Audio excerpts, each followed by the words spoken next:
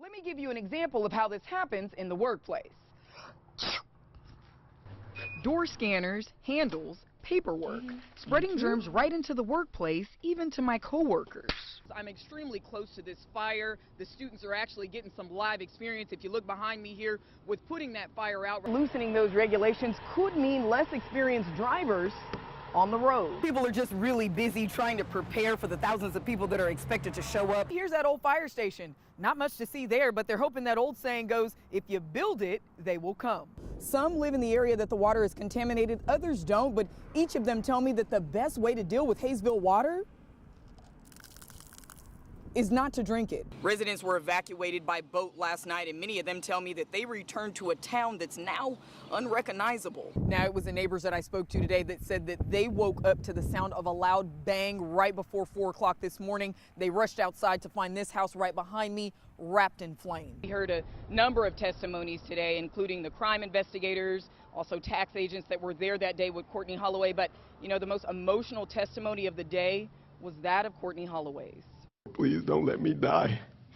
A desperate plea from Courtney Holloway moments after he was shot. Keep your breathing. Keep your breathing. Holloway was rushed to the hospital after being shot multiple times, one of those bullets just barely missing his heart.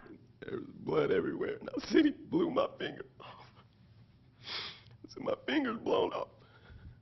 An emotional testimony from Holloway describing his experience that day. Warrant gave me authorization to seize all equipment related to his construction company. Holloway is a tax revenue agent, and in September of 2017, he had a warrant to clear a debt of over $400,000 owed by Ricky Wurz. I explained to him that he needed to get with the accounting firm as soon as possible and get me the necessary paperwork that I needed.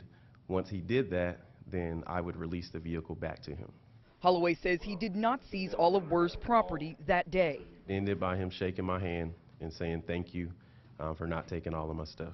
So when Wurz showed up to the tax office later that afternoon, Holloway says he assumed it was to bring over documents, but prosecutors say Wurz had a gun and shot Holloway 5 times. I laid there screaming for help. I said, somebody help me. Holloway was rushed to the hospital where he would later be released and begin rehab.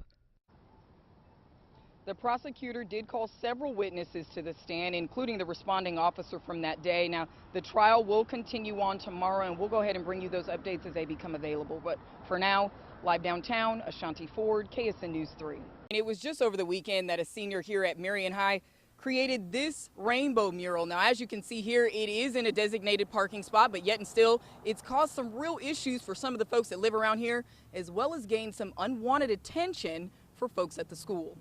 It's just a rainbow. But for some, it's much more than just a rainbow, and it's causing them to see red. A few days ago, there was a community complaint, and the school had to do something about it, so they told them they had to cover it. Initially, the principal approved the rainbow painting, but once the complaints started coming in, he had to address those concerns. And he did it by first emailing the students saying, "The school did not ask for you to repaint your parking spot.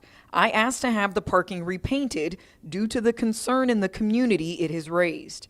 In my first meeting, I said anything that created a controversy could not be used for parking spots. The parking has to be very simple and no concerns to the community." A petition was created in response to the school's request, gaining nearly 600 signatures to leave the rainbow alone overnight. I spoke with students on campus about this, and they say it's not a school problem. It's a community problem. I myself am religious, but I'm also a member of the LGBT community, and I think it's very hurtful to everyone, because it's the same for if someone were to put a cross on their parking spot and a non-religious person said that was offensive to them, they should have to cover that too as well by the same ruling judgment. Though a light may be at the end of the tunnel for these students affected, I got a call from Marion High School's principal, Todd Gordon, and he informed me the painting would stay, adding that his primary concern is the safety of his students. Now again, this rainbow mural will stay, but out of respect for the family, we did not speak to the student on camera. Here for you in Marion, Ashonti Ford, KSN. The show Last Chance U shows how these young men have to push themselves past adversity. Many playing for Independence Community College either had trouble with the law or failing grades, and it's their last chance to get on track. But for the town of Independence, it's their first chance to show off what their town has to offer. Imagine the entire town is watching. The pressure and intensity, knowing the game and every play you make will be streamed worldwide, seen by millions. And it all takes place in Independence, a small Kansas town. Where the ticket is in Jersey. In my opinion, I give this town about another 10 years before it kind of goes down to a ghost town. It was big, but that's going dead. I mean, a lot of no jobs around hardly. Facing the problems many small towns face, Independence now has an opportunity to showcase what they're doing to survive. And for those that call Independence home, Last Chance U gives them something to be proud of. Yes. Talk to me about how you feel the Netflix. Oh, we're excited. Football team's doing way better now, too. 10 times better. Honestly, this is one of the biggest things I've heard since I've lived here, and I've lived here all my life. The town has welcomed Netflix with open arms, city officials allowing production crews wide access to film just about anywhere. Community members excited to watch the games and bring a new support to the college. The players taking it all in. One freshman says his decision to come to Independence is teaching him about more than just football. It grew me, like, it made me more mature, like, in so many ways, not just, football. Like, more mature, like, got closer to God, got my grades better, and, like, gotta stay focused. A chance he didn't think he'd get. It really hurt me, because, like finding out, you like, dang, you feel like you worth, the Division I level.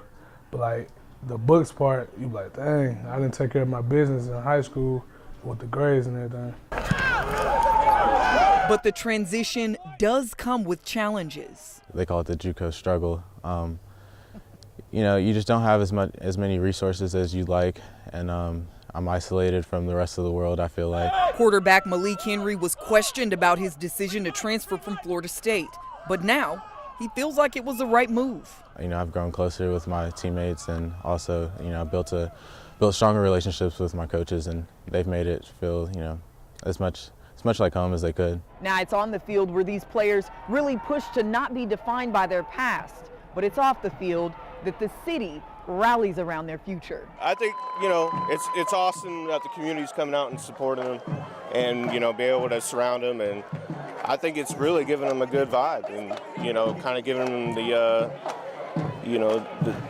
the maturity they need and the intensity that they need, and I think it's helping them. So, when you have a packed house and you have people watching you,